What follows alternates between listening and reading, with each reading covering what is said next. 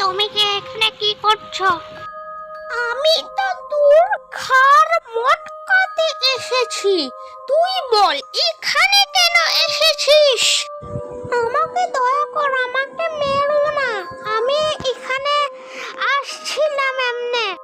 সামনেই আমার বাড়ি।